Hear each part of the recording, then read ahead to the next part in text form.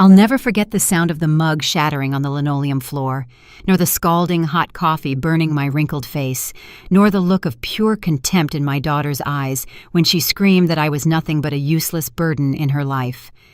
My name is Clara Jenkins. I'm 67 years old, and for 42 of those years, I believed that being a mother meant accepting anything. I believed my worth as a woman was tied up in sacrificing myself until I disappeared. I believed that true love was enduring every humiliation in silence. I was wrong. Discovering that simple truth, however, cost me decades of my life and nearly all of my dignity. That Tuesday morning started like all the rest. I woke up at 5, when my body just won't let me sleep anymore. The bones creak, the joints ache, and sleep fades with the years, just like everything else. I got up slowly, feeling every one of my 67 years in my worn-out knees, and shuffled toward the kitchen of the house I bought with my own 2 hands 30 years ago. This house. My house. The one I paid for sewing formal gowns until my fingers bled. The house where I raised my daughter alone after my husband Arthur passed away when I was only 25. The house where I now felt like an intruder, a barely tolerated stranger, like an old piece of furniture that gets in the way but no one has the heart to toss out. I set the water to boil on the stove. The scent of fresh coffee began to fill the kitchen. That smell always reminded me of the quiet mornings decades ago when Arthur was still alive and our daughter, Tanisha, was a little girl who called me Mama and hugged me before heading off to school. How distant all of that seems now. So far away and nearly unreal, as if it happened to someone else entirely. Tanisha was already sitting at the kitchen table, her phone in hand, scrolling with that bitter expression that had become a permanent feature of her face over the last few years. I didn't recognize her anymore. The sweet child I watched dance in all her school festivals, the dreamy teenager who wanted to be a teacher, the young woman who swore she would always take care of me when I got older. All of that was gone. In its place was this 42-year-old woman, full of resentment, who blamed me for all her failures. Her husband, Derek Price, had left for work early. My granddaughter, Journey, was still asleep in the bedroom I'd fixed up especially for her when they moved in with me 3 years ago. 3 years that felt like 30. 3 years in which I'd become the unpaid maid in my own home. 3 years of complaints, contempt, heavy silence, and looks that told me clearly I was surplus to requirements. I poured the coffee into a simple white mug, one I'd owned forever. I placed it carefully in front of Tanisha. She didn't even look up from her phone. "This coffee is cold," she said, without even tasting it, without bringing the mug near her lips. "I just brewed it, honey," I replied softly. "It's hot, I promise." "Well, I say it's cold," she insisted, her tone hardening. "And it's watery, too. You messed up the coffee again, Mama, just like you mess up everything lately." I tried to explain that I followed the same recipe as always, used the same amount of grounds, that the water was boiling, but my words seemed to bounce off an invisible wall. She didn't want to hear. She never wanted to hear me. Suddenly she sprang up from the chair violently. The chair scraped the floor with a sound that sent shivers down my spine. She grabbed the mug with both hands, and before I could register what was happening, before I could shield myself or move away, she threw the coffee straight into my face. The scalding liquid hit my skin. It burned. It burned so much that for a second I couldn't even breathe. The coffee streamed down my face, my neck, soaking my old floral blouse, but the physical pain was nothing compared to what came next. "You're just like your coffee, Mama," Tanisha shrieked, her voice filled with a hatred I never thought possible. "Old, bitter, and completely useless. I'm sick of you, sick of seeing you here every day taking up space, being a burden. You are dead weight in this house." She moved closer, her face inches from mine. "Everything you do is wrong. Your food tastes awful. Your clothes smell like an old lady. Your presence makes me sick. You shuffle your feet when you walk. You breathe too loud. You're always just there, always bothering me, always existing when you shouldn't be. I wish you'd just disappear already." The words sliced right through me. Every syllable was a silent stab in a place in my soul I didn't know existed. I stood there, coffee dripping from my chin, staining the floor I had just mopped the night before. I didn't cry. I didn't scream. Something inside me just froze over. For a moment, as she continued to spew poison with her words, my mind traveled back in time. I saw all those nights I stayed up until dawn sewing prom dresses for other families, earning barely enough to pay for the private academy Tanisha insisted on. I saw the expensive birthday parties I organized alone, selling homemade dinner rolls and pies on the corner for weeks to scrape the money together. I saw the new shoes, the brand-name school supplies, the clothes that always had to be from expensive stores because all my friends have those brands, Mama. I remembered when Tanisha was 18 and wanted to go to college. I sold my gold earrings, the only ones left from my own mother, to pay for her first semester. She didn't even say thank you. She dropped out 6 months later because she didn't like getting up early. I remembered when she met Derek. I knew he wasn't a good man. I saw it in his eyes from day one. That way he calculated everything, measuring things only by their dollar value. But Tanisha was in love, and I kept silent. I kept silent because I had already learned my opinion didn't matter. They got married. I paid half the wedding cost, selling the new sewing machine that had taken me so long to buy. I went back to using my old Singer, the one that made my back ache after hours of work. It didn't matter. It was my daughter's wedding. 3 years later, they came back with Journey, who was still a baby, saying they just needed a place to stay for a few months while they saved money. Months turned into years. Years turned into my nightmare. In the beginning, they tried to hide it. Derek spoke to me with forced politeness. Tanisha still smiled occasionally. But slowly, so slowly I almost didn't notice, I became their servant. I cooked, I washed, I ironed, I cleaned, and I paid the electricity, the water, the gas, and the groceries. They contributed almost nothing, always with excuses. "This month is tough, Mama. We'll pay you next payday. Don't be selfish. We're your family."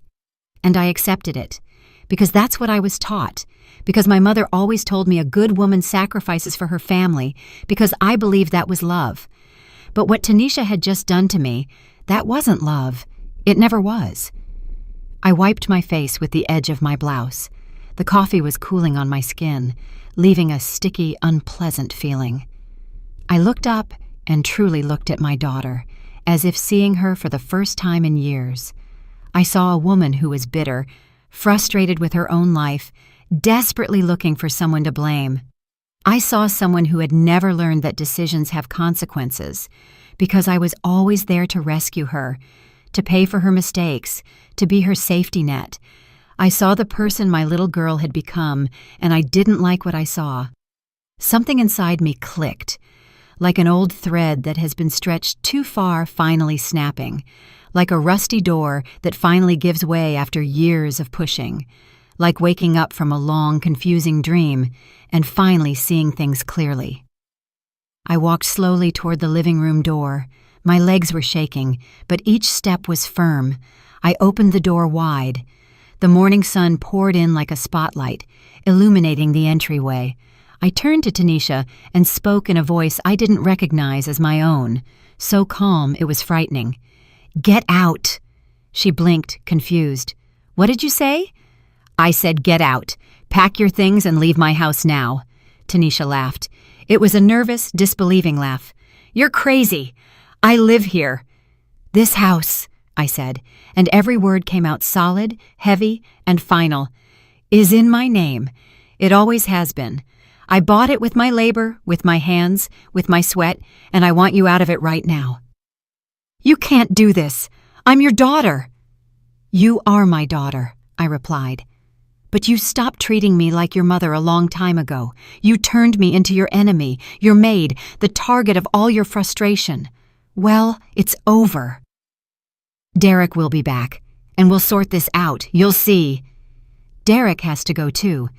When he arrives, I'll tell him the same thing. You don't have the right to be here. You don't have the right to treat me the way you did." Tanisha went pale. For the first time in years, I saw fear in her eyes, real fear that I was serious. "Mama, I was angry. I didn't mean—" "Yes, you did," I interrupted. "You meant every word, and you've probably been thinking them for a long time.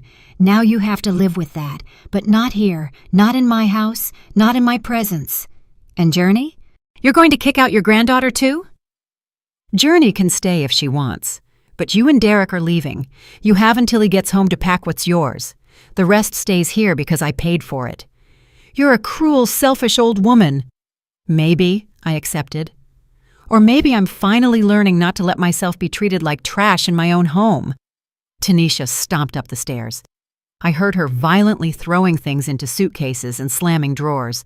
Journey woke up from the noise and came out of her room in pajamas, rubbing her eyes. "Grandma, what's going on?" I walked over to my 15-year-old granddaughter and stroked her hair. "Your mother and father are going to leave, baby, but you can stay if you want to." "Why are they leaving?" I didn't lie to her. Children can sense lies. They feel it in the air. "Because your mother treated me very badly, Journey. And I decided I won't accept being treated badly anymore.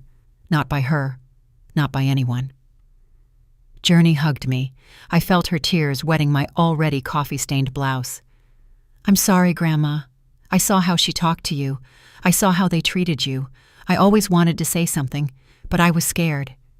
"It's not your fault, my love. It never was." Tanisha came downstairs half an hour later with 2 poorly closed suitcases and a red face from crying.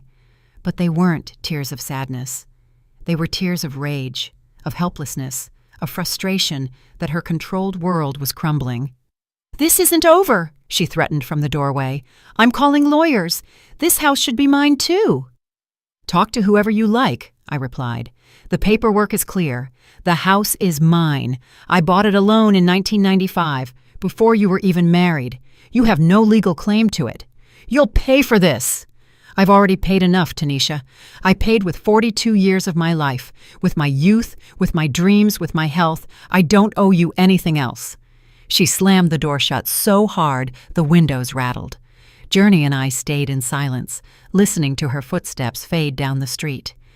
"Are they really just going to leave like that?" my granddaughter asked. "Yes, my love, they really can, and they really are." The next few hours passed in a kind of fog. I cleaned the coffee off the floor. I washed my face with cold water. I felt the burns on my skin, slight but present, physical reminders of what had happened. Derek arrived around noon. He walked into the house with that entitled attitude he always had, as if my home belonged to him. "Where's Tanisha?" he asked, looking around. "She left, and you have to leave too." He let out a mocking laugh. "What did you say, mother-in-law?" I said, "Get out. This is my house. It was never yours. I want you to take your things and get lost." His expression changed. The mask of forced kindness dropped, revealing the real Derek I always knew existed. "You've lost your mind, Clara. I live here. I have rights." "You have no rights. Check the papers if you want. This house is in my name, bought with my money before you were ever in my daughter's life. You didn't pay a dime toward this property." "Tanisha is going to hear about this." "She's heard me already. You've all heard enough from me. Now it's my turn to speak, and what I'm saying is that you need to go." He took a step toward me, trying to intimidate me with his height and presence, but something in my gaze stopped him. Maybe he saw that I had nothing left to lose. Maybe he saw that 42 years of holding back had ended in one quick blow.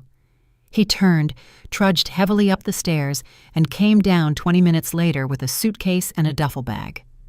"This isn't over, Clara. You'll see. Whatever is going to happen will happen, but not here, not in my house, not in front of me." He left without saying goodbye to Journey, who was watching everything from the staircase.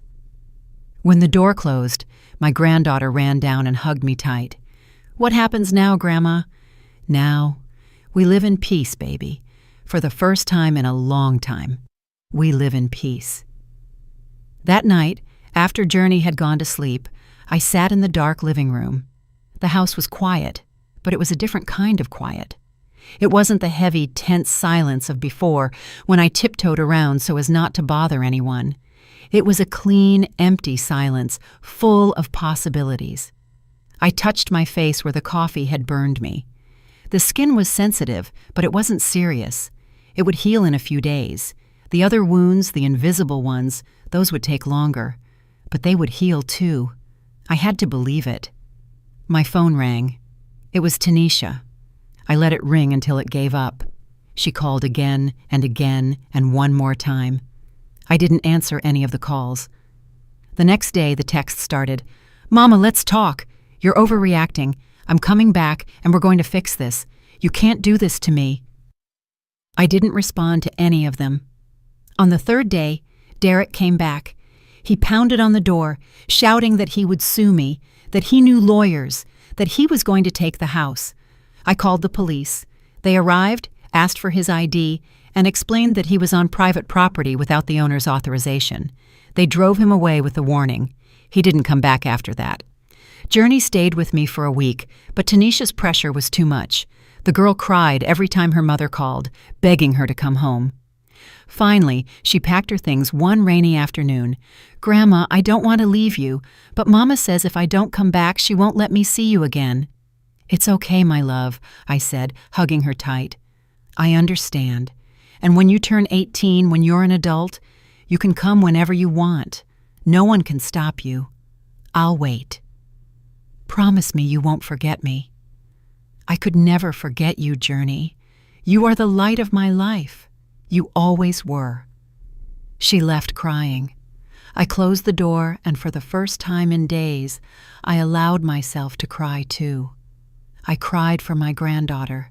I cried for the daughter I lost years ago, even though she was still alive. I cried for all the wasted years. I cried for the woman I used to be, who let herself be treated that way. But when I finished crying, I wiped my tears. I looked at myself in the entryway mirror. I saw a 67-year-old woman with deep wrinkles, dark circles under her eyes, and gray hair. But I also saw something else. I saw strength. I saw dignity. I saw someone who had finally said enough. And in that moment, I knew this was just the beginning, that my life was about to change in ways I couldn't even imagine yet. What they didn't know, what Tanisha and Derek couldn't even suspect, was that my plans went far beyond simply kicking them out of my house. I had documents to review, I had calls to make, I had a life to rebuild from scratch, and for the first time in 42 years, that life was going to be completely mine. The first few days after Tanisha and Derek left were strange. The house sounded different. Every creak of the wood, every gust of wind against the windows, every drip of the kitchen faucet resonated in a new way. It was as if the house itself was finally breathing after years of holding its breath. I woke up early out of habit, but I no longer rushed. I prepared coffee slowly, enjoying the process. I drank it at the kitchen table, looking out the window at the neglected yard that I had stopped tending years ago because Tanisha complained that I brought dirt inside when I worked with the plants. My neighbor, Bernice Miller, knocked on the door on the fourth day. She brought a container of homemade brisket, and that look of curiosity she tried to hide with concern. "Clara, honey, I saw Tanisha leave with suitcases. Is everything all right?" Bernice was 65 and had lived next door since I moved in 30 years ago. She had been a silent witness to everything. When I arrived, young and widowed with a small child, when I worked late into the night sewing in my living room, when Tanisha got married and left, and when she returned, transforming my home into a silent battleground. "Come on in, Bernice. I'll pour you some coffee." We sat at the kitchen table. I told her everything. About the coffee in my face, about the years of humiliation, about how I finally asked them to leave. Bernice listened without interrupting, nodding occasionally, squeezing my hand during the hardest parts of the story. "Oh, Clara," she said when I finished, "I knew something was wrong. I saw you shrinking every time, getting quieter, like you were trying to make yourself small so you wouldn't bother anyone in your own house. That's exactly how I felt, small, invisible, like I was occupying space that didn't belong to me. "And what are you going to do now?" "I don't know yet," I admitted. "But for the first time in a long time, I feel like I can breathe." Bernice stayed a little longer. She told me Tanisha had been talking to other neighbors, saying I had lost my mind, that I needed psychiatric help, that I was senile. "Don't you believe anything that girl says," Bernice said firmly. "Everyone who lives here saw how they treated you, the way she talked to you, how Derek looked at you like you were furniture. You're not crazy, Clara. You're waking up." Her words gave me strength. I realized I wasn't as alone as I thought. There were eyes that saw my suffering, even though I believed I was hiding it well. After Bernice left, I began going through papers. I pulled out the old metal box where I kept important documents. The deed to the house was there with my name on it, Clara Jenkins, widow of Arthur Jenkins. I had bought it in 1995 with the money I saved from sewing for 10 years. Tanisha was 15 then. I told her I was buying our future, a safe place where no one could ever kick us out. How ironic that 30 years later, I had to kick my own daughter out of that safe place. I continued reviewing documents. I found old yellowed receipts, Tanisha's enrollment in the private academy, which cost $300 a month, the expensive uniforms she demanded, the books that had to be new every year because she wouldn't use used ones. The graduation trip to Miami, Florida, that cost $15,000, which I paid for by selling my TV and my old refrigerator to buy a cheaper used one. I found the invoices for her wedding. The dress that cost $2,500, the reception hall, the food for 200 people, the music. It totaled $7,000. I put up $3,500, selling my new sewing machine and using savings I had set aside for my own old age. I kept searching and found more. Receipts for loans. I made them over the years, loans they never paid back. $1,000 for their first apartment's rent. $2,000 when Derek lost a job. $5,000 when Journey was born. $100 when their car broke down. $3,000 to pay off credit card debt. I took out a notebook and started doing the math. The amounts were staggering. In total, over 42 years, I had spent more than $300,000 on Tanisha. $300,000 that I could have used for my own life, to travel, to have comfort, to retire earlier and stop working so hard. And what did I get in return? Contempt, complaints, constant criticism, and hot coffee in my face. I allowed myself to feel rage for the first time. I didn't bottle it up in my chest like I always did. I let it out. I cried with rage. I slammed my fist on the table. I yelled out loud everything I could never say to Tanisha's face. When I finished, I felt exhausted but strangely relieved, as if I had expelled a poison that had been accumulating in my blood for years. I couldn't sleep well that night. Memories came in waves. I saw myself, a young 25-year-old, standing in front of Arthur's casket. My husband had died of a sudden heart attack. We didn't even have time to say goodbye. One day he was there, smiling, playing with Tanisha, and the next day he was gone. I was left alone with a 5-year-old girl, no close family, and barely any savings. But I didn't sink. I learned to sew by watching videos and asking the women at the market. I bought a used machine and started doing small alterations, then dresses, then formal gowns. I built a reputation. Clara, the seamstress, was known in 3 neighborhoods. I worked day and night. Tanisha grew up half-raised by neighbors who helped me when I couldn't leave the workshop I'd set up in my living room. I gave her everything I could, everything she asked for, always afraid that she would feel her father's absence, always trying to compensate for that loss, being both mother and father at once. Maybe that was my mistake, giving her too much, not letting her feel frustration, not teaching her that things cost money, that you have to work for what you want, that not everything in life comes easy. I raised her like a princess while I lived like a servant, and she grew up believing that was normal, that I existed to serve her, that my function in life was to make hers easier. I got out of bed at 3 a.m, went to the kitchen, and heated milk. I sat at the table with the mug between my hands, looking into the darkness outside the window. At what point did Tanisha stop loving me? Or did she never truly love me? Was I just useful to her, a resource she could simply draw from? I remembered an afternoon when she was 17. I had sewn all night to finish 3 urgent dresses. I was exhausted. My fingers ached, my back was killing me. Tanisha came home from school and asked me to iron her uniform for the next day. I told her to do it herself because I needed a moment to rest. She got angry, yelled that I was a bad mother, that all her friends had mothers who did everything for them, that she was the only one with a mother who got lazy. I ended up ironing her uniform, of course, and apologizing for wanting to rest. That pattern repeated for years. I would give in. She would demand more. I would apologize for existing. She would make me feel like I was in the way. When she met Derek, I thought things would improve. I thought that by having her own family, she would need me less, pressure me less. But it was the opposite. Derek saw an opportunity in me. A free house, free services, available money whenever they needed it. I remembered the first time I overheard a conversation between them. It was about a year ago. I was going upstairs to tell them dinner was ready when I heard voices in their room. I stopped unintentionally, not intending to eavesdrop, but the words came through clearly. "When the old lady dies," Derek was saying, "this house will be yours.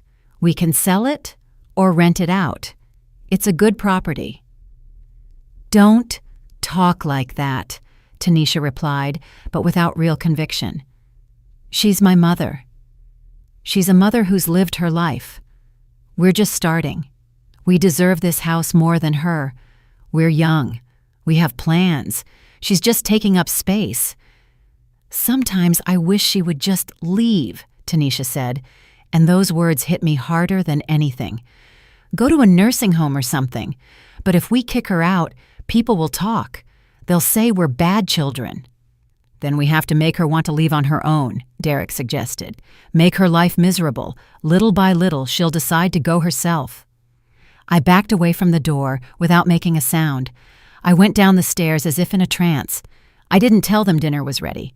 I locked myself in my room and cried in silence, stuffing my mouth with a pillow so they wouldn't hear me. Now, sitting in my kitchen at 3 a.m, I wondered why I didn't leave that very day. Why did I put up with another year of humiliation after hearing that? Why did I continue cooking for them, cleaning for them, paying their bills? The answer was simple and sad, because I didn't know I deserved better. Because I believed that's what mothers did. Endure, sacrifice, and slowly disappear until they were nothing. But not anymore. That cycle had been broken that morning when the coffee burned my face, and something inside me finally woke up. I spent the next few days reorganizing the house. I cleaned the room Tanisha and Derek had used. I found things they had left behind. Old clothes, unimportant papers, some broken objects. Everything went into the trash.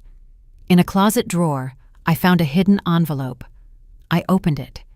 Inside were photographs of my house's contents, my television, my stove, the living room furniture, even my jewelry, the few pieces I had left. Each photo had a handwritten note with a price. They were appraising my belongings. A chill ran down my spine. Why did they need this? Were they planning to sell my things? Or was it an inventory for when I was gone? I kept the photographs as evidence. I didn't know of what exactly, but I felt they might be important. I also found a folder of documents hidden among old books. They were attempts by Derek to get loans using my address as his residence, attempts to take out credit cards using my house as collateral. None had been approved because he wasn't the owner, but the fact that he tried filled me with outrage. This man had been trying to leverage my property without my knowledge, my home that I had worked 10 years for, my legacy, my security. I called Bernice and showed her the documents. "Oh, Clara, this is serious. You should report him." "I don't want legal trouble," I said. "I just want them to leave me alone. But I am going to take this to a lawyer to get it registered, in case they try anything worse." Bernice recommended her nephew, Attorney Charles Davis. I called him, and he gave me an appointment that same week. Attorney Davis was a serious man in his mid-40s. He listened to my entire story without interruption, taking occasional notes. When I finished, he nodded slowly. "Ms. Jenkins, you did the right thing by removing them from your house. What your son-in-law attempted could be considered attempted fraud. These documents are proof of that. I don't want to get into legal battles, I explained. I just want to protect myself. I understand. We'll do several things. First, a new will where you clearly specify your wishes. Second, a notarized document making it clear that your daughter and son-in-law have no claim to your property. Third, we will record these attempts at fraud in case you need to defend yourself in the future. Can I leave everything to my granddaughter? Of course. We can create a trust where Journey receives the inheritance when she turns 25, with a trustee to manage the assets until then. That's what I want to do. Over the next few weeks, I worked with Attorney Davis on all the paperwork. I signed documents, gave declarations, and organized my will. For the first time in my life, I felt like I had control over my future and over what would happen to my things when I was gone. I also made other decisions. I went to the bank and closed all the authorizations Tanisha had on my accounts. I discovered she had been withdrawing money regularly, small amounts that I didn't notice but which added up to several thousand a year. The bank executive showed me the transactions. Look, Ms. Jenkins, here are withdrawals every week. $50, $30, $80. I did the math. Over the last 3 years, Tanisha had taken approximately $5,000 from my account without my explicit knowledge. I had authorized her access, thinking it was for emergencies, for house purchases we shared, not to systematically rob me. I want to close her access immediately, I told the executive. Of course, I just need you to sign here. I signed. It felt like I was cutting an umbilical cord that should have been severed decades ago. I also canceled the supplementary credit card Tanisha had on my account. It was in my name, my responsibility, but she used it freely, never paying the bill. I always paid everything, always with the excuse that this month is tough, or I'll pay you back next payday. 3 days after canceling everything, my phone rang. It was Tanisha. I let it ring. She called again and again. On the 5th attempt, I answered. "What did you do, Mama?" she yelled from the other end of the line. "My card doesn't work. I was humiliated at the grocery store in front of everyone." "I canceled your card. It was mine. It was in my name." "You can't do that. I have expenses. I have to buy groceries. And I had expenses for 42 years, alone with no help. It's time you learn to live on your own resources. You're a terrible, miserable old woman." "Maybe," I replied calmly, "but I'm a miserable old woman with my money in my account and my peace in my house." I hung up. The phone immediately rang again. I turned it off. That night, Journey appeared at my door. She was alone. She had run away from the apartment Derek and Tanisha had rented. Her eyes were red from crying. "Grandma, can I come in?" I hugged her tight and let her in. I made her chamomile tea like when she was little. We sat on the living room sofa. "Mama won't stop talking bad about you," Journey said. "She says you went crazy, that you're cruel, that you abandoned us." "What do you think?" I asked her. Journey took a sip of tea before answering. "I think Mama always treated you badly, and you never said anything. I saw it, Grandma. I saw how she talked to you, how she asked for things without saying please or thank you, how Dad looked at you like you were invisible. It made me so angry, but I was a coward. I never said anything. I was afraid they would get mad at me, too." "You're not a coward, my love. You're a child. It wasn't your responsibility to defend me. But I could have. I could have said something. Anything. You're here now. That's a lot." Journey stayed the night. The next morning, before she left, I gave her my new phone number written on a piece of paper. "This is my private number," I told her. "Don't give it to your mother or father. It's just for you and me. You can call me whenever you want, at any hour." "Promise me you won't disappear?" she asked in a small voice. "I promise I'll always be there for you, Journey. Always. But my days of being available to your mother and father are over. Do you understand?" "Yes, Grandma, I understand." I watched her leave with a tight heart, but knowing it was for the best. Journey needed to learn to navigate her own family. I could be her refuge, but I couldn't rescue her from everything. She too had to grow up, make her own decisions, and find her own strength. Weeks turned into months. The house remained silent, but it was a silence I had learned to enjoy. I went back to sewing, but now for pleasure, not out of necessity. I made embroidered tablecloths, decorative pillows, small items that I sold at the craft market on weekends.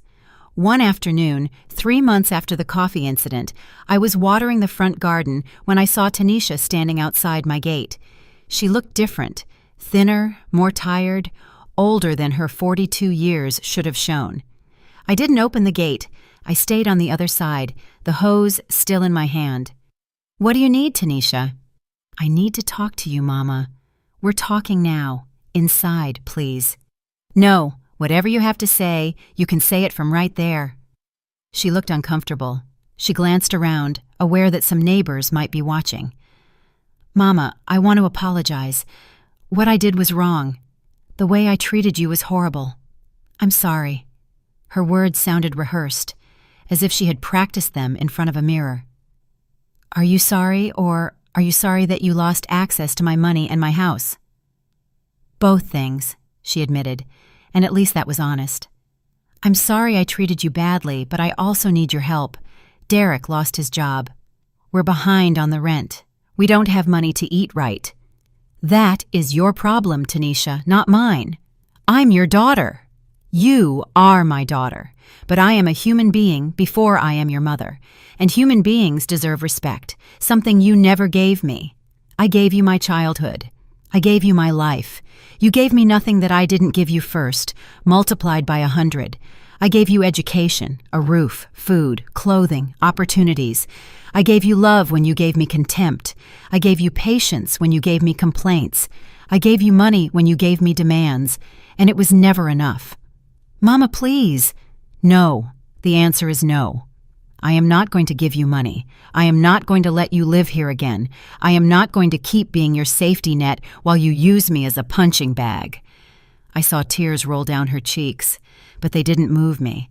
They were the same tears she had used all her life to manipulate me. I knew them well. "One day, you're going to need me," she said in a trembling voice, "and I won't be there."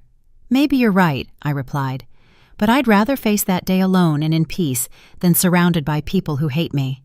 She left without another word. I watched her walk down the street, her shoulders slumped, defeated. And me? I felt peace.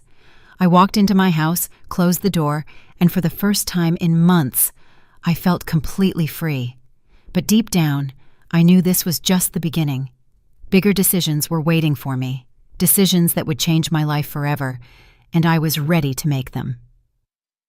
I woke up the next morning with a clarity I hadn't felt in decades.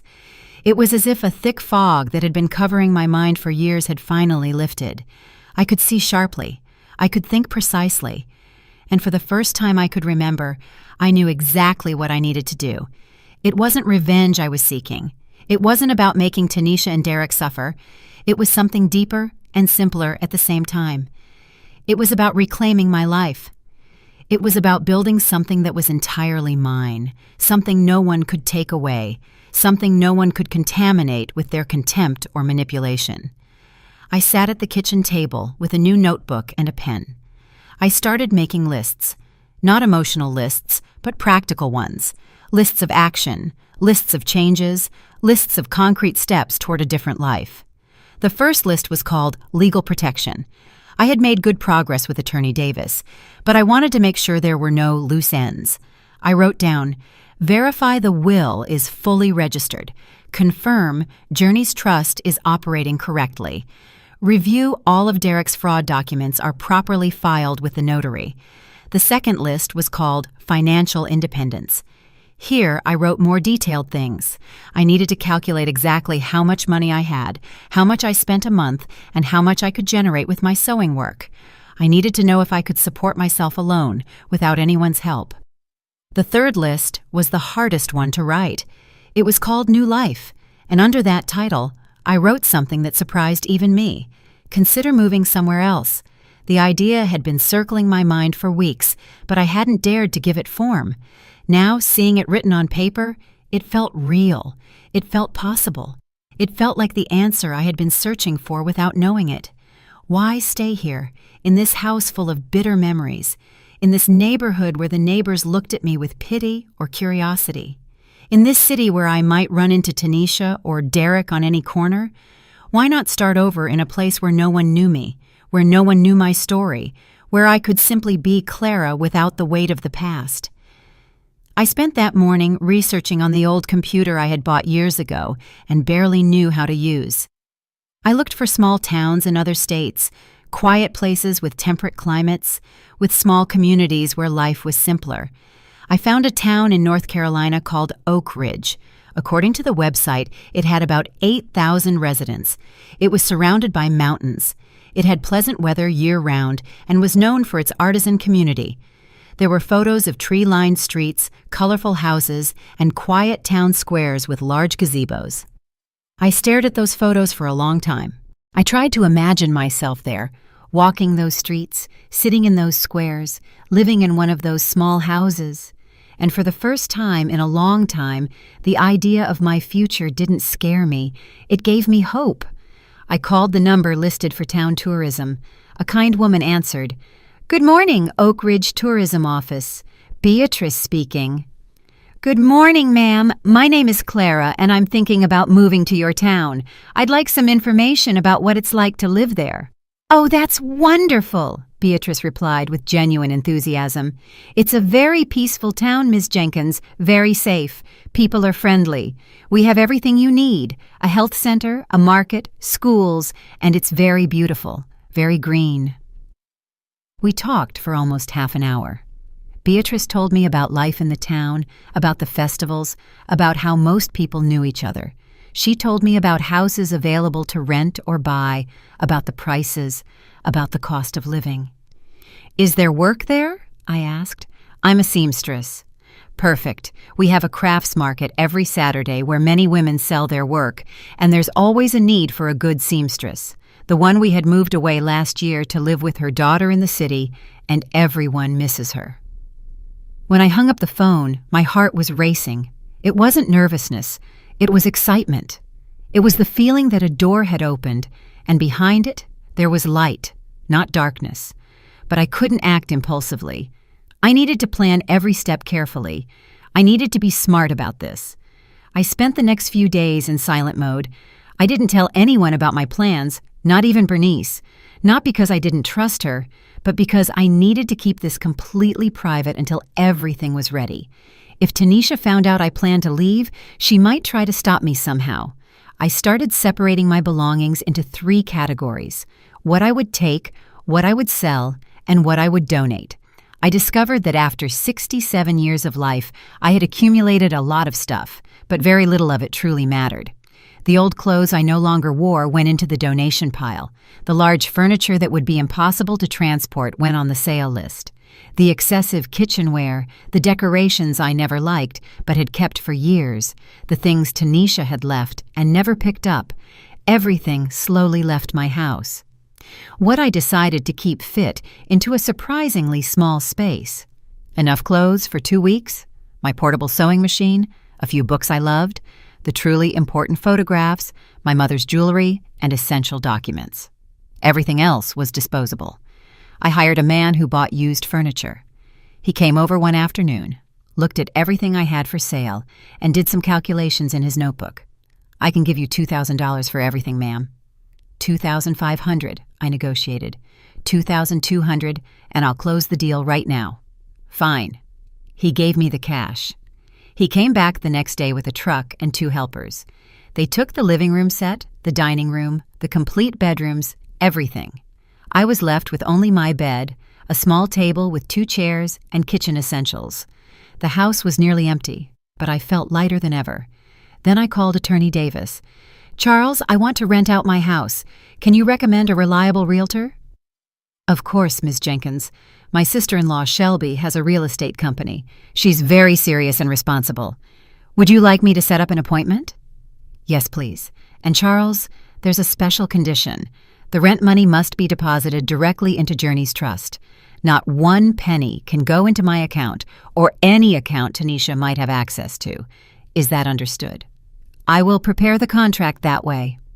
2 days later, I met Shelby, the attorney's sister-in-law. She was a direct, efficient woman in her 50s. She toured the house with a critical eye. "It's a good property, Ms. Jenkins, well located, in good condition. I can easily rent it for $2,000 a month. The market is good right now." "How long do you need to find tenants?" "Give me 2 weeks, 3 at most." "Perfect. Attorney Davis will give you the contract details. It needs to be very specific about where the money is deposited." "No problem. I'll take care of everything." We signed the agreement. Shelby took photos of the house, made an advertisement, and began showing it to potential tenants. I watched everything with a surprising calm. It was as if I were observing someone else's life, not my own. Meanwhile, I continued researching Oak Ridge. I found rental listings. One house particularly caught my eye. It was small, 2 bedrooms, with a front yard and a view of the mountains. It cost $875 a month. I called the number on the ad. "Good afternoon. I'm interested in the house you have for rent." "Oh, yes, of course," replied an older woman's voice. "I'm Beatrice, the owner. The house is available. Would you like to come see it?" "I live in another city," I explained. "Would it be possible to do a video call to see it?" "Oh, I don't know how to use those computer things," Beatrice admitted. "But my granddaughter can help me. Leave me your number and she'll call you." Half an hour later, a young girl, Beatrice's granddaughter, video called me from her cell phone. She showed me the whole house as she walked through it. It was simple but cozy. White walls, tile floors, a basic but functional kitchen, a clean bathroom, 2 small but sufficient bedrooms. The yard had rose bushes and a lemon tree. "It's perfect," I told the girl. "Can I rent it without seeing it in person?" "My grandma says yes. If you deposit the first month's rent and 1 month's security deposit in advance." "Can I deposit it tomorrow?" "Sure. I'll send you my grandma's account details." That night, lying in my bed in the nearly empty house, I felt something I hadn't felt in years. I felt excitement for the future. I felt curiosity about what was to come. I felt that my life hadn't ended at 67. It was just truly beginning. The next day, I went to the bank and made the transfer to Beatrice, $1,750 in total. First month, plus deposit. It was a lot of money, but I had it. I had saved it for years, and now I was finally going to use it for myself, just for me. While making the transaction at the bank, I did a few other things. I opened a new bank account that only I would know about. I transferred the majority of my money into it, leaving only the minimum in the old account. I changed all my passwords. I made sure no one but me had access to anything. I also went to the phone company and bought a new cell phone with a new number. Only 3 people would have that number: Journey, Bernice, and Attorney Davis. No one else. Every action I took made me feel stronger, more in control, more the owner of my destiny. It was as if I were building a fortress around my new life, brick by brick. Bernice came to visit one afternoon and was shocked to see the empty house. "Clara, what did you do? Did you sell everything?" "Yes," I replied simply. "Why?" I looked her in the eyes. She was my only true friend. She deserved to know the truth. "I'm moving, Bernice, to a town far away from here, to start over." I saw tears well up in her eyes. "When?" "In about 2 weeks, as soon as the realtor finds tenants for the house." "And Tanisha, does she know?" "No, and I don't want her to know until I'm gone. That's why I'm asking you not to tell anyone. Please." Bernice hugged me tight. "I won't say a word, but I'm going to miss you so much, friend." "And I'll miss you, but I need to do this. I need to get away from everything that hurt me. I need to find out who I am when I'm not being Tanisha's mother or Derek's victim. I just want to be Clara." "I understand," Bernice said, wiping her tears. "And I think you're very brave." The following week, Shelby called me. "Ms. Jenkins, I found tenants. It's a young couple with a baby, very responsible, good income, impeccable references. They want to sign the lease this week and move in next Monday. Does that work for you?" That sounds perfect. Everything was falling into place, as if the universe were finally conspiring in my favor instead of against me. I began to pack the little I would take. 2 large suitcases and 1 box of fragile items. That was it. 67 years of life fit into 2 suitcases and a box. 3 days before I left, Journey called me on the old cell phone. "Grandma, can I come see you?" "Of course, my love. Come whenever you want." She arrived that afternoon. When she walked in and saw the empty house, she froze at the door. "Grandma, what happened here?" "Sit down, Journey. I need to tell you something." We sat on the only 2 chairs left in the kitchen. I made chamomile tea for both of us and told her everything about my plans to move, about the town in North Carolina, about the house I had rented, about my decision to start over. Journey cried. She cried a lot, but when I explained that she had my new number, that we could talk every day, that when she turned 18 she could come visit me whenever she wanted, she calmed down a bit. "Mama doesn't know, does she? I don't want you to tell her yet. Once I'm settled into my new life, then she can know, but not before. And if she pressures you to tell her, then tell her you don't know, that you came to say goodbye, but I didn't tell you where I was going. That'll be true, because I won't give you my address yet. When you're an adult, then yes." "Why, Grandma?" "Because your mother might pressure you to tell her, and I don't want to put you in that position. It's easier if you truly don't know." Journey understood. She was a smart girl. She knew the situation was complicated and that I was trying to protect her too. "I'm going to miss you so much, Grandma. And I'll miss you, my love. But this isn't goodbye. It's see you later. And we'll be in touch always. I promise." I gave her my new phone number, written on a piece of paper. "Keep it safe and delete this message after you write it down somewhere secure where your mother can't see it. I'll put it in my journal. Mama never reads my journal." We spent the rest of the afternoon together. We cooked something simple.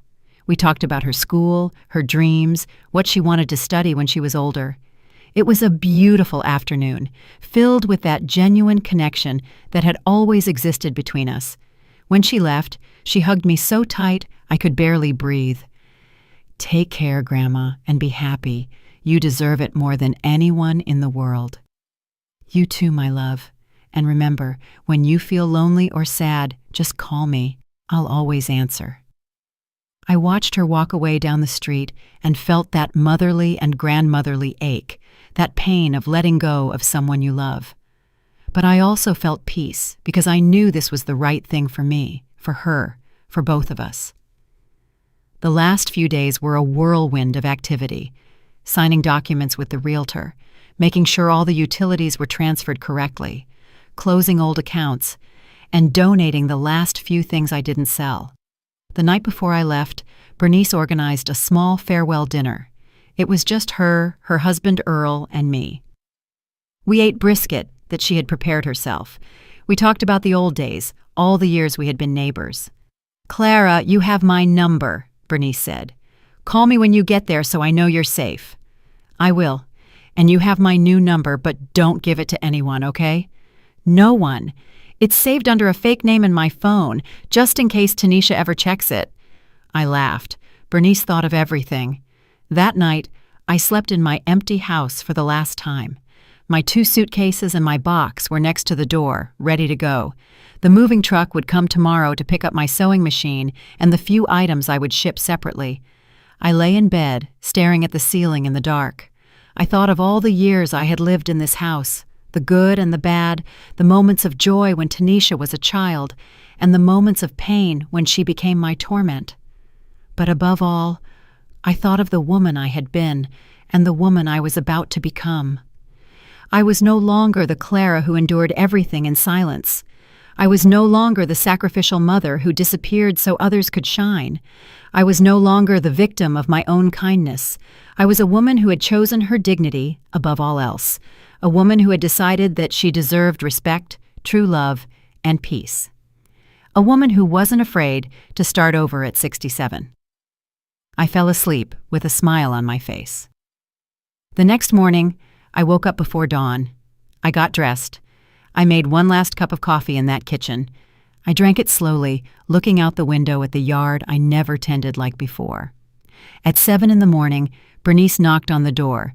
She had insisted on taking me to the bus terminal. "You are not taking a taxi. I'm driving you. It's the least I can do."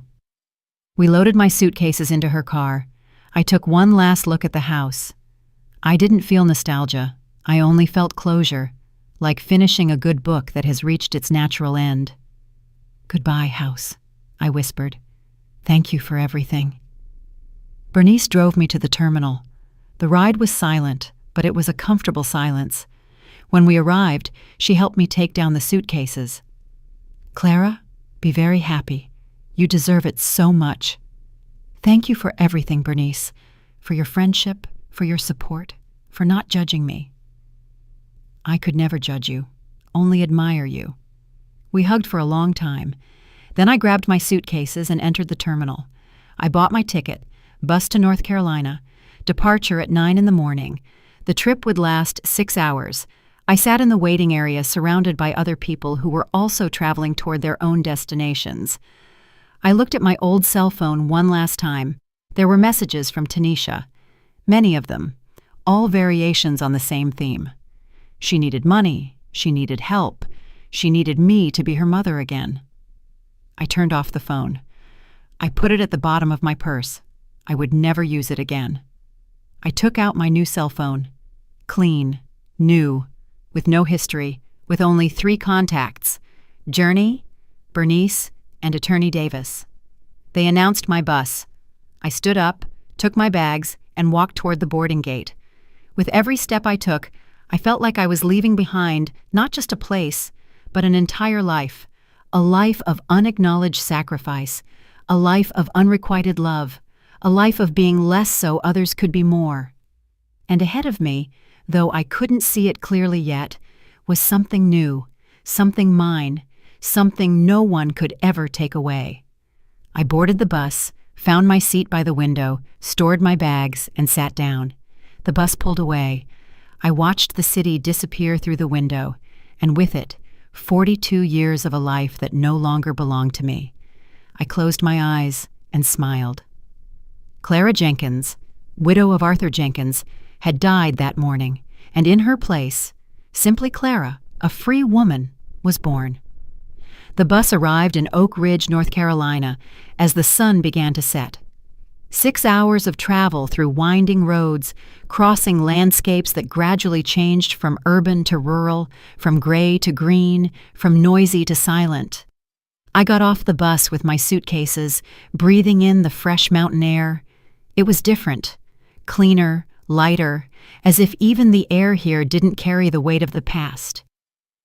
Beatrice, the owner of the house I had rented, was waiting for me at the small-town terminal. She was a woman in her 70s, with snow-white hair pulled back in a neat bun and a wide smile that illuminated her wrinkled face. "Are you Ms. Jenkins?" "Yes, I am." "Welcome to Oak Ridge, my dear. Come on, my son-in-law is going to take us to the house." A young man helped us with the suitcases and drove us through tree-lined streets to the house. It was just as it looked in the video call, but better in person. It had a charm the images hadn't captured. The white walls glowed under the setting sun. The rose bushes in the yard were blooming. The lemon tree gave off a fresh aroma. "Here are the keys," Beatrice said, handing them to me. "The house is clean. I left fresh sheets on the beds and some basics in the kitchen. Soap, toilet paper, things like that, so you don't have to rush out to the store today." "Thank you so much, Ms. Beatrice. That is so kind of you." "I live 2 blocks away. Anything you need, you look me up. And tomorrow, if you'd like, I can take you to see the market and the town square so you can get familiar with the area." They left, and I was alone in my new home. I walked slowly through each room, touching the walls, opening the windows, letting the fresh air in. It was small, yes, but it was mine. No one would scream at me here. No one would make me feel like I was in the way. No one would treat me like trash. That first night, I slept soundly, without nightmares, without waking up every hour. It was as if my body finally understood that it was safe. The first few days in Oak Ridge were for exploration and discovery. Beatrice kept her promise and took me to see the town, the Saturday market, where I met other artisans who sold embroidery, hand-woven scarves, and ceramics, the main square with its antique gazebo and benches under the trees, the small church whose bells chimed every hour, the local bakery where they made the most delicious donuts I had tasted in years. The people were genuinely kind, not the forced courtesy of the city, but the real warmth of small communities. "Good morning, ma'am," they would say in passing. "How are you doing this morning?" the neighbors asked. "Welcome to the town," they repeated over and over. I set up my sewing machine in the second bedroom, which I converted into my workshop. I bought fabric at the market. I started making embroidered tablecloths, napkins with floral designs, and decorative pillows. I worked at my own pace, without pressure, just for the pleasure of creating something beautiful. The first Saturday I set up my stall at the crafts market. I sold 3 tablecloths and 5 napkins. It wasn't a lot of money, but it was mine, earned with my hands, without anyone telling me it was insufficient or that I was doing things wrong. 2 weeks after arriving, I called Journey from my new cell phone. "Grandma," she answered, her voice excited. "Hello, my love. How are you?" "Oh, Grandma, I've missed you so much. Where are you? Are you okay?" "I'm doing great, Journey. Better than ever. I'm in a beautiful, quiet town. I have a little house with a garden. I'm sewing again. I'm at peace." "I'm so happy to hear that, Grandma. You sound different. You sound happy." "I am, my love. For the first time in a long time, I am." "Your mother is frantic," Journey said, lowering her voice. "She doesn't know where you are. She went to your house and found other people living there. She was furious. She screamed that you had no right to rent the house without telling her." "That house was always mine, Journey. Always. I decided what to do with it." "I know, Grandma, but Mama won't accept it. She says you'll be back, that this is just a tantrum." "It's not a tantrum. It's a decision, and I'm not coming back." We talked for a while longer. I told her about the town without giving her specific location details. She told me about school, about how Tanisha and Derek were having financial problems without my support. "Mama had to get a job as a cashier at a supermarket," she told me. "She comes home tired every day and just complains. She says you forced her to do this." I didn't feel satisfaction hearing that, but I didn't feel guilt either. Tanisha was experiencing for the first time in her life what it was like to earn a living with real work, what I had done for 42 years. "Journey, your mother will be fine. She's young, she's capable. She just needs to learn what I never taught her, that no one owes you anything in life." Months passed. Autumn gave way to winter, although winter in Oak Ridge was mild, only a little cooler. I developed a routine. I woke up with the sun, made coffee, and ate breakfast slowly in my garden. Then I worked in my workshop, sewing, embroidering, creating. In the afternoons, I walked through the town, greeted the neighbors, and bought what I needed at the market. I spent the evenings reading or simply sitting in my living room enjoying the silence. I made friends, other women my age or older. Elaine, who made ceramics, Margaret, who wove scarves, Ruth, who painted landscapes. Denise joined us when she moved to town last year. We met on Thursday afternoons for coffee and a chat. We shared stories, laughter, and comfortable silences. None of them knew my complete story. To them, I was simply Clara, the seamstress who arrived from the city looking for peace. And that was enough. 1 year passed, then 2. Journey called me every week. She told me about her life, about how she had started college to study education. She had gotten a scholarship and was working part-time at a daycare. She was building her own life, independent of her parents. "Grandma, when I turn 18, I want to come visit you. It's almost a year away. When you turn 18, I'll give you my address, and you'll be welcome anytime you want to come. And Mama, aren't you going to talk to her again?" "I don't know, Journey. Honestly, I don't know. Maybe someday, but not now. Not yet." One spring day, 2.5 years after my arrival in Oak Ridge, I was at the market selling my products when I saw a scene that deeply affected me. A young woman in her 30s was arguing with an older woman who seemed to be her mother. The young woman spoke cruelly, contemptuously, while the older woman just bowed her head. "You're useless," the young woman shouted. "You don't do anything right. I'm sick of you." I saw myself in that older woman. I saw Tanisha in that young woman, and something stirred inside me. I waited for the young woman to leave. Then I approached the older woman who was discreetly wiping her tears. "Are you all right, ma'am?" She looked at me in surprise. Yes, it's just my daughter. She's stressed." "Stress doesn't justify disrespect," I said softly. "No one has the right to treat you that way, not even your daughter. But I don't do things the way she wants. You do them the way you can, and that's enough. Ma'am, listen to me closely. You don't have to put up with bad treatment just because you're a mother. True love doesn't abuse. True love doesn't humiliate. You deserve respect. You deserve dignity." I saw her eyes fill with tears again, but these were different. "No one has ever told me that before." "Well, I'm telling you now, and I hope you remember it." I don't know if my words helped her, but I needed to say them. For her, for the Clara of 3 years ago, for all the women who believe they have to endure everything in silence. That night, sitting on my porch, looking at the stars, I thought about Tanisha. I wondered how she was, if she had changed, if she had learned anything, if she ever thought of me with anything other than resentment. And I realized something important. It didn't matter.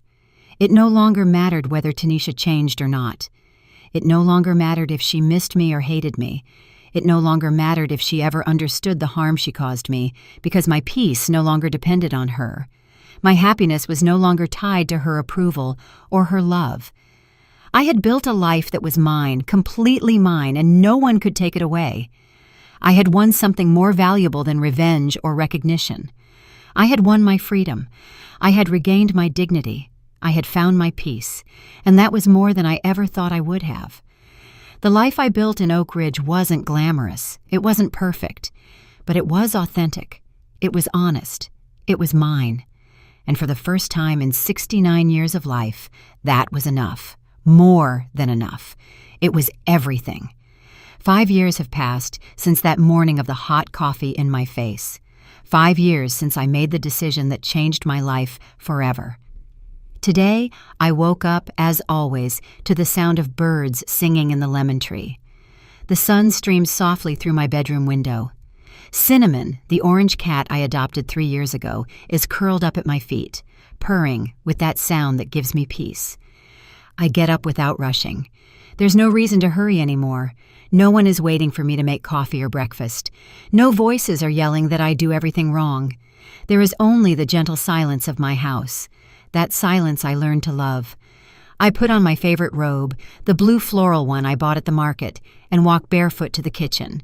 I make coffee slowly, enjoying every step of the process. The smell fills me with satisfaction.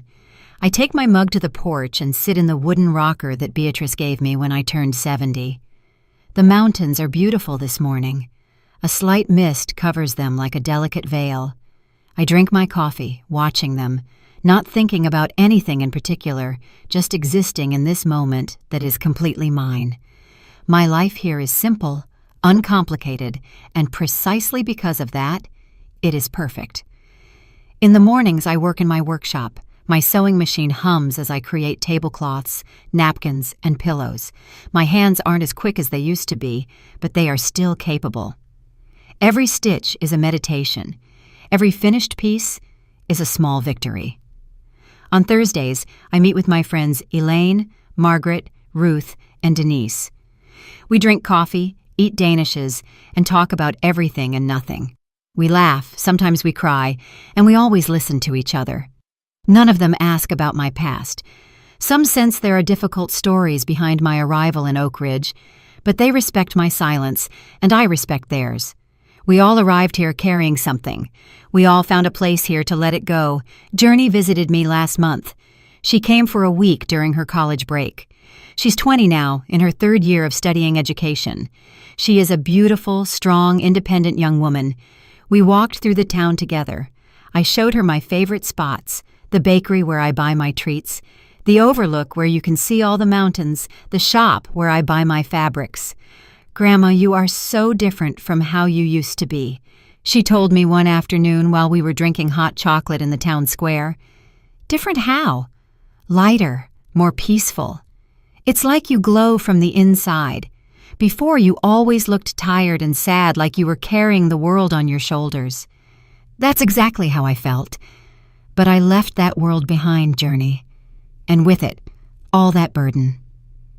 She told me that Tanisha is still working at the supermarket, that Derek finally left for good, found another woman, and started a new family, that Tanisha lives alone in a small apartment and sometimes asks about me.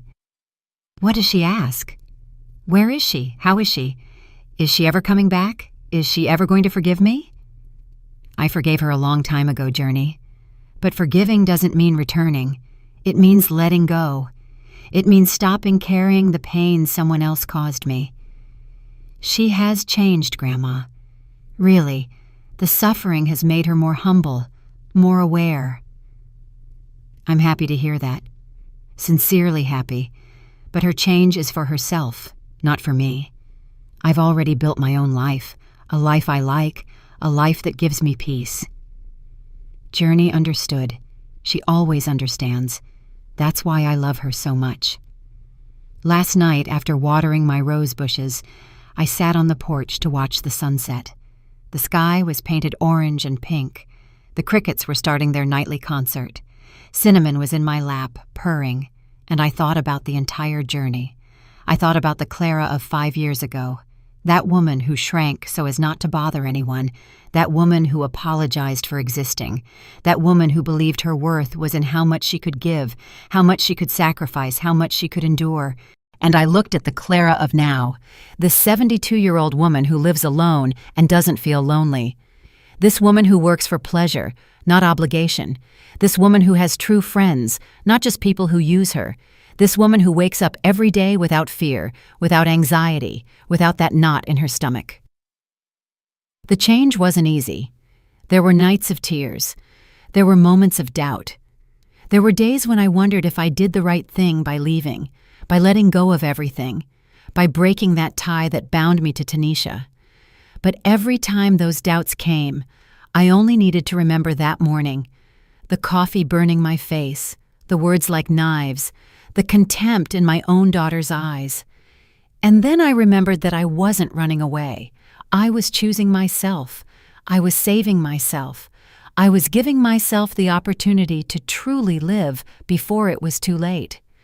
Not all stories have perfect endings where everyone reconciles and lives happily ever after.